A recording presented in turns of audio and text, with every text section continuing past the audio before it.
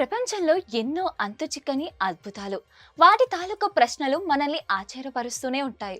వాటిలో కొన్ని మానవ నిర్మిత కట్టడాలు కూడా ఉన్నాయి. ఆ కోవకు చెందినదే ఈ ఛాయా సోమేశ్వర ఆలయం. హైదరాబాద్ నగరానికి 100 కిలోమీటర్ల దూరంలో ఉన్న నల్గొండ జిల్లా పానగల్లు ప్రాంతంలో ఈ గుడి ఉంది. ఇక్కడి శివలింగంపై స్తంభం నీడ గురించి అనేక కథనాలు ప్రచారంలో ఉన్నాయి. ఈ స్తంభం దగ్గర నిలబడ్డ ఆ మనిషి నీడ ఆ లింగం మీద పడదు.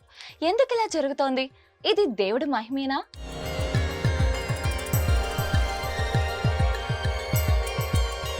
నల్గొండ జిల్లాలో పురాతనమైన ఆలయాల్లో ఛాయా సోమేశ్వర ఆలయం ఒకటి. ఈ గుడి పేరుకు తగ్గట్టు నీడలోనే ప్రత్యేకత ఉంది. ఏంటా ప్రత్యేకత అంటే, ఈ గుడిలో శివలింగం మీద పడే స్తంభం నీడ. 8 స్తంభాల ఈ గుడిలో సూర్యోదయం నుంచి సూర్యాస్తమయం వరకు, కొన్నిసార్లు పౌర్ణమి నాడు కూడా స్తంభం నీడ లింగం మీద అలాగే ఉంటుంది. అయితే ఈ నీడ అక్కడ ఉన్న ఈ స్తంభానిది అని పరీక్షించినప్పుడు దేనితో తేల్చుకోలేకపోతారు జనాలు. ఈ స్తంభం దగ్గర నిలబడ్డ ఆ మనిషి నీడ ఆ లింగం మీద పడదు, కానీ స్తంభం నీడ అలాగే ఉంటుంది. దీంతో జనాలు ఇది ఆ సోమేశ్వరుడి మహిమగా నమ్ముతారు.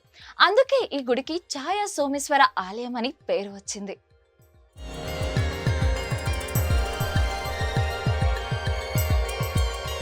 ఈ అంతు చిక్కని రహస్యం ఛేదించడానికి ఎంతో మంది ప్రయత్నించారు, కానీ సమాధానం దొరకలేదు. అయితే కొన్ని సంవత్సరాల క్రితం సూర్యాపేట జిల్లాకు చెందిన శేషగాని మనోహర్ అనే ఫిజిక్స్ లెక్చరర్ దీనికి సమాధానం రాబట్టారు.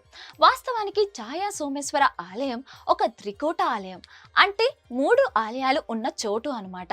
పడమర దిక్కున సోమేశ్వర ఆలయం కాకుండా ఇంకా 2 గుళ్ళు తూర్పు ఉత్తరాన ఉంటాయి. ఆ గర్భగుళ్ళు చీకటిగా ఉంటాయి. ఇక్కడ గుడి మధ్య 4 స్తంభాల మండపం నుంచి చూస్తే ఏ ఆలయాన్ని చూసినా ఒకే కొలతలో ఉన్నట్టు ఉంటాయి. ఎందుకంటే ఇక్కడ నిర్మాణం అంత స్తంభాలతో కలిసి సూష్టమైన, అంటే సిమాట్రికల్ నిర్మాణంలో ఉంటుంది.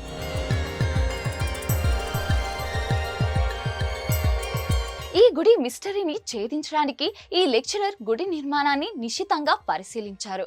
ఆ తర్వాత మనోహర్ ఈ గుడి నమూనాను థర్మాకోల్ కొవ్వొత్తులను స్తంభాలుగా, టార్చ్ లైట్లను వాడుకొని ప్రయోగం చేశాడు. ఆ ప్రయోగం ద్వారా తను ఇది భౌతిక శాస్త్ర నియమాలను అనుసరించి కాంతిని మళ్లించిన అద్భుత కట్టడం అని తేల్చి చెప్పారు.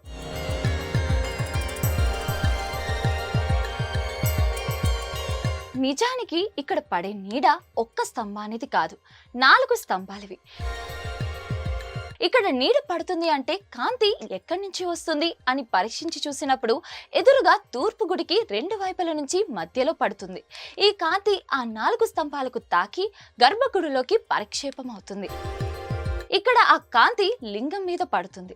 తూర్పు నుంచి పడమరకు సూర్యోదయం సూర్యాస్తమయం అవుతుంది కాబట్టి పడమర వైపు గుళ్ళో మాత్రమే నీడ పడేలా నిర్మించారు. మిగిలిన చోట్ల నీడ పడకుండా విగ్రహాలు పెట్టి కాంతి పడకుండా చేశారు. ఉత్తర వైపు గుడిలో నీడ పడకుండా దక్షిణ వైపు ఖాళీగా వదిలేశారు.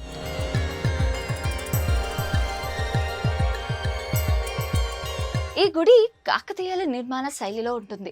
12వ శతాబ్దంలో ఈ గుడిని నిర్మించినట్లు అక్కడ లభ్యమైన శాసనాల ద్వారా చరిత్రకారులు చెబుతున్నారు. మానవ పరిణామంలో ఎన్నో మార్పులకు విజ్ఞానం అనేది అత్యంత కీలకం.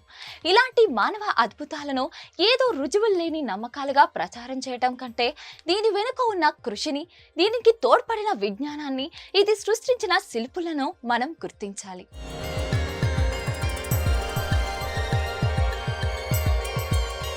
మరిన్ని వీడియోస్ కోసం ఛానల్ ని సబ్స్క్రైబ్ చేయండి. లేటెస్ట్ అప్డేట్స్ కోసం వాట్సాప్ ఛానల్ ని ఫాలో చేయండి.